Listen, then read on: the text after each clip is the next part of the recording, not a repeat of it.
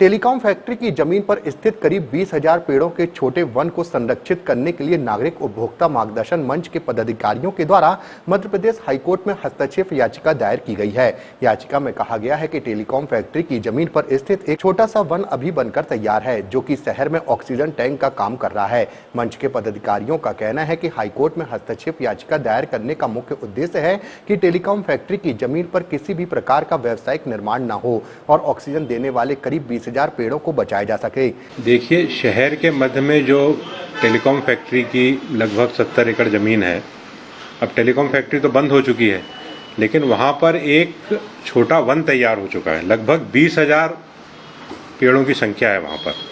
और बीच में ये सुनने में आया कि टेलीकॉम फैक्ट्री उस जमीन को बेचना चाहती है, तो राज्य शासन ने उसमें लगभग 26 एकड़ जमीन को राज्य शासन के मद में दर्ज कर लिया। उनका ये कहना था कि जिस मद में टेलीकॉम फैक्ट्री को जमीन मिली थी, अब चूंकि वहाँ पर उसका कार्य नहीं हो रहा है, इसलिए राज्य शासन को ये जमीन वापस ले लेना चाहिए। तो इस संबंध में एक हाईकोर्ट में टेलीकॉम फैक्ट्री ने याचिका दायर करी कि राज्य शासन ने गलत तरीके से जमीन उनसे ले ली है।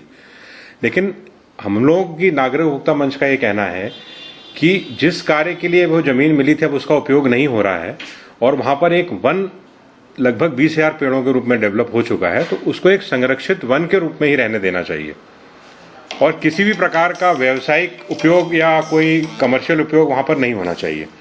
अगर वो जमीन बिकेगी और वहाँ पर कमर्शियल कॉम्प्लेक्स आएगा तो ये 20,000 पेड़ों का कत्लेआम होगा। और कहीं ना कहीं ये शहर के बीच में एक ऑक्सीजन टैंक का काम करता है। इतनी बड़ी संख्या में वहाँ पर हरियाली है, उसका संरक्षण किया जाना चाहिए। वहाँ पर एक नेचुरल वन के रूप में एक बड़े भंवरताल का पार्क है जैसा हमारा, उस प्रकार से एक वहाँ पर एक बड़ा पार्क डेवलप किया जाना चाहिए। तो हमने इसी याचिका में एक हस्तक्षेप याचिका दायर करी है और माननीय उच्च न्यायालय में ये गुहार लगाई है कि किसी भी प्रकार से इस जगह की हरियाली नष्ट ना होना पाए और किसी भी प्रकार का व्यावसायिक निर्माण या कोई भी व्यावसायिक गतिविधियां यहाँ पर अलाउ नहीं होनी चाहिए।